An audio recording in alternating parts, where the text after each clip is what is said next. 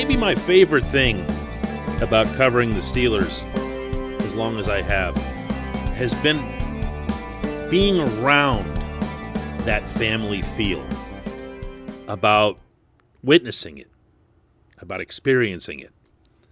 It's something special.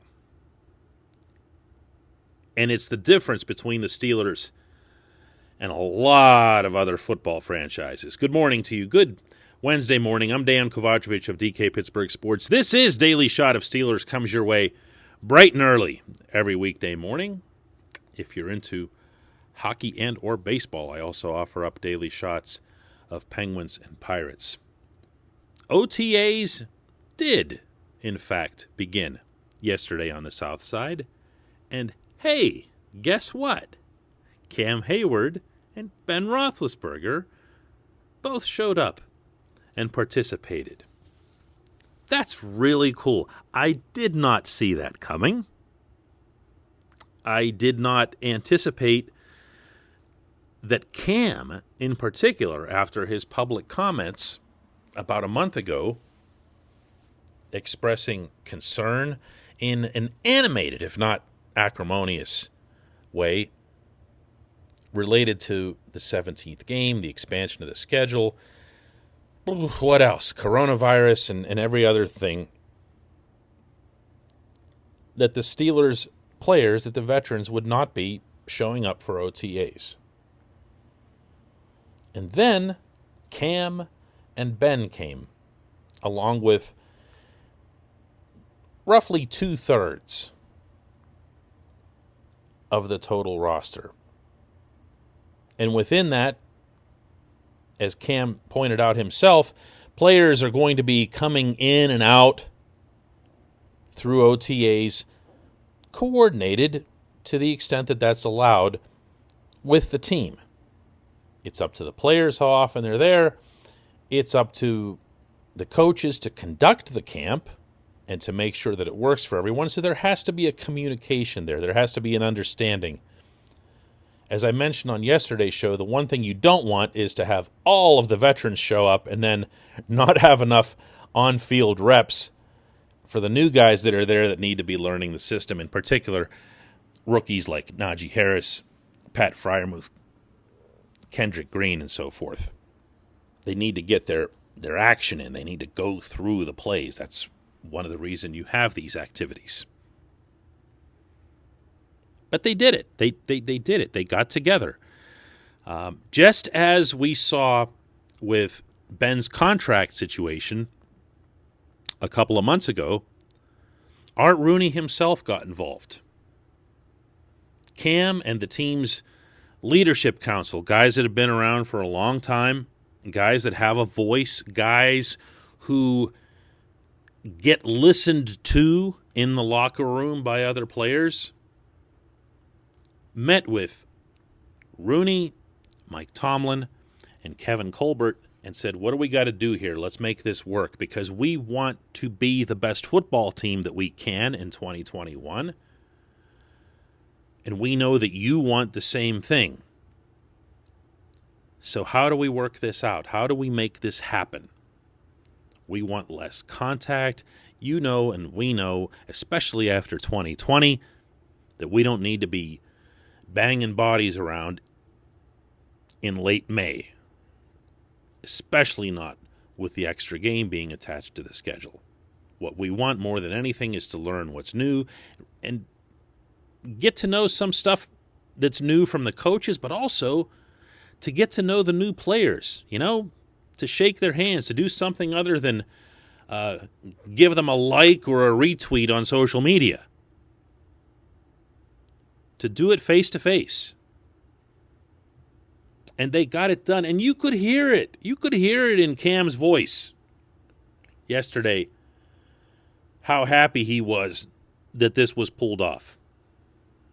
Well, I'll be honest with you, virtual blows. It's not anything I would love to see you guys in person, but I think when you look at just installing stuff and learning, you really don't get to know if someone knows or grasps what's really going on. When you have that in meeting time, and you're able to just rap with your coach and just, coach, I don't really understand it. Let's go over that one more time. You can't really go through that in a virtual setting. And this is just we're not at normal. We're getting to normal, but this is just something we're growing through. You know, it's one thing to just get in your car and listen to a virtual meeting. It's another thing to be in the meeting and be present. And I think that goes a long way. And I think um, multiple teams are going through it. It's just something we're adapting to this year. This portion of Daily Shot of Steelers is brought to you by the personal injury law firm of Luxembourg, Garbett, Kelly, and George, LGKG. They represent people who are hurt in car accidents, who need assistance with workers' comp, who filed medical malpractice claims. The attorneys at LGKG pride themselves in doing what they say they're going to do. When they make you a promise, they keep it. They've been doing that in our region for over 80 years. Learn more at lgkg.com.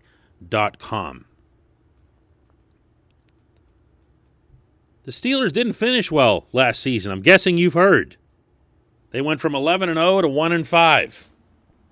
And it wasn't just because Bud went down. It wasn't just Bud Dupree's injury. Although they were 11-0 with Bud and 1-5 without him. Other things went wrong. Some things went really wrong. Some of those things involved the veterans. This is an important year for the Steelers, arguably a critical year. Maybe the last year with Ben.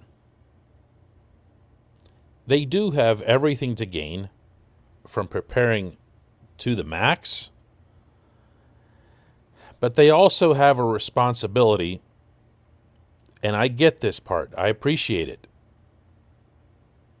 to players in the future. And if the league is going to keep moving the schedule toward more games because, more money, the longer the NFL season goes, every additional week is another billion plus to the member teams. And of course, because of the cap system, it gets distributed to the players as well. It is another game check. It's now at 17 games. Already, even before this, Roger Goodell had spoken openly about wanting to get it to 18 games. So be sure that 18 games isn't that far away either. You can't have that and at the same time say, we're going to have a training camp, full training camp. We're going to have a mini camp. We're going to have 3 different sets of OTAs. If you're one of those people who just follows football, you might not be able to appreciate how different that is from other sports. In Major League Baseball, there's one spring training. They've tried to do voluntary camps and mini camps or pitching camps along the way. The Pirates were actually among the leaders on that front.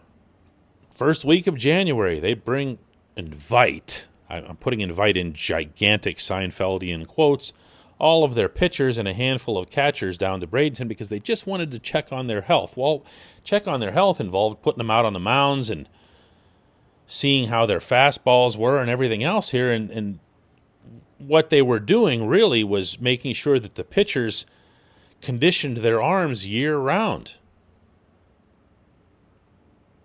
That's been quashed by the union. And yes, the Pirates under new management don't have that practice anymore. In hockey, there's no such creature. The NHL players are scattered all over the globe.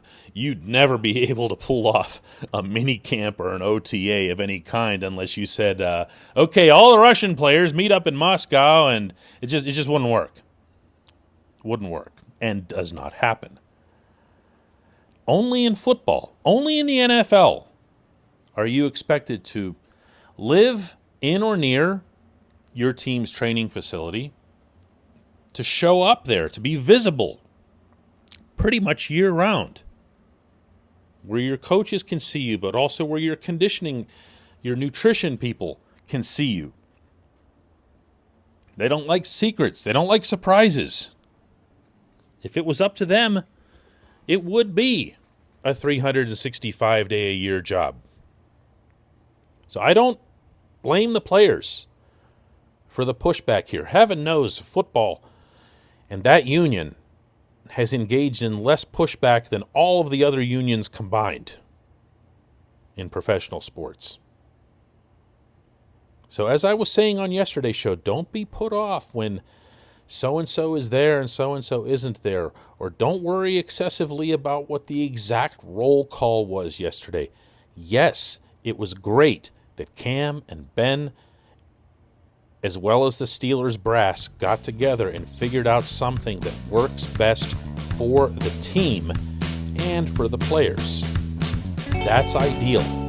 That's optimal in this setting.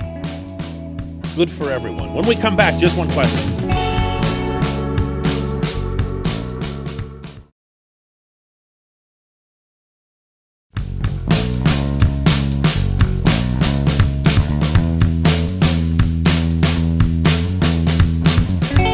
It's time for just one question. That comes today from DM Bursick, who says, "Hey DK, how are rookies who haven't been signed yet able to take part in off-season workouts? It seems like something the NFLPA would be against." Nah, not really. Not really. First of all, you're correct. They are able to take part. That's how you saw the entire draft class show up on the South Side within a week of being drafted. A couple of those guys, you'll recall, signed their contracts right away, right there. Yesterday, Najee Harris and Pat Freiermuth both signed their contracts, meaning actually putting pen to paper.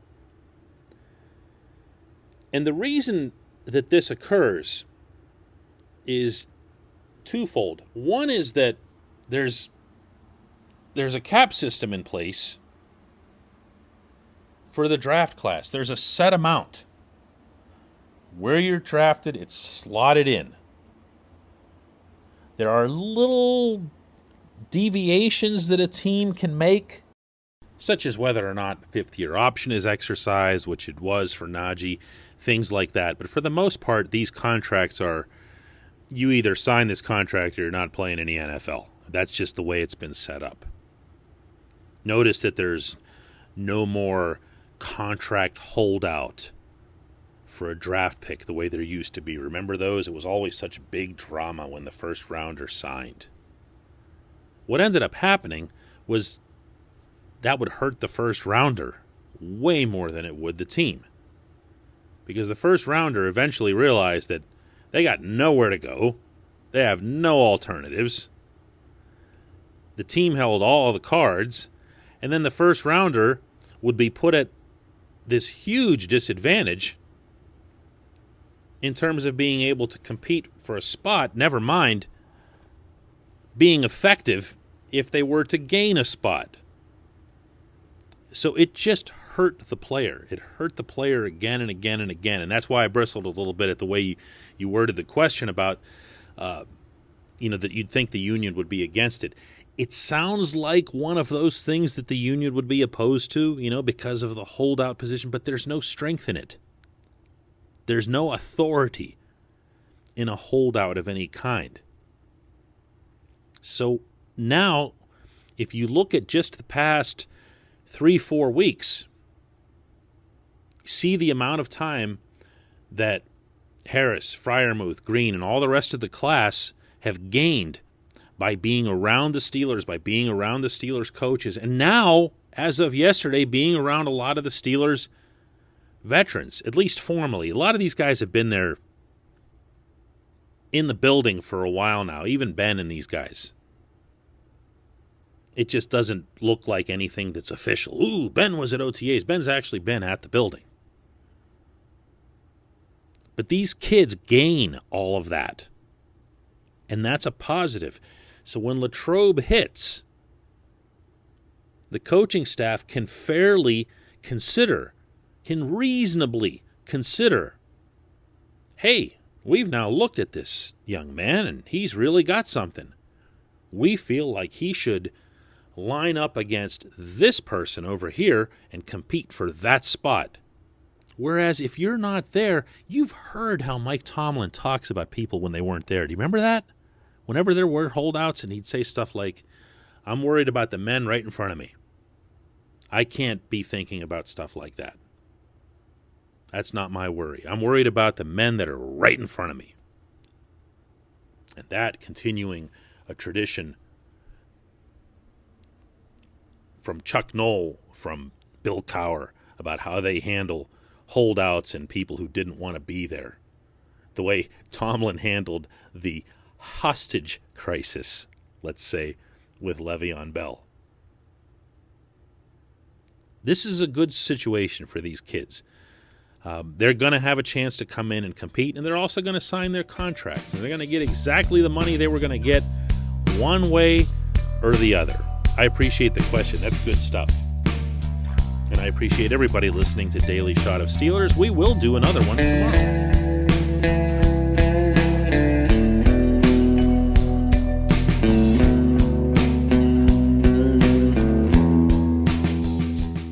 At Point Park University in the heart of downtown Pittsburgh, they understand there's no substitute for real-world experience and career-building connections. Their innovative curriculum engages students with distinctive experiential learning opportunities. Point Park's pioneering co-op program empowers qualified students to work in full-time, paid positions with their corporate partners while earning college credits. Visit pointpark.edu/works to learn more. Career ready. That's the point. Point Park University. Your front door, your car, your gym locker, your gun. Safety is a habit. Learn more about how to keep guns safe and secure. Visit projectchildsafe.org.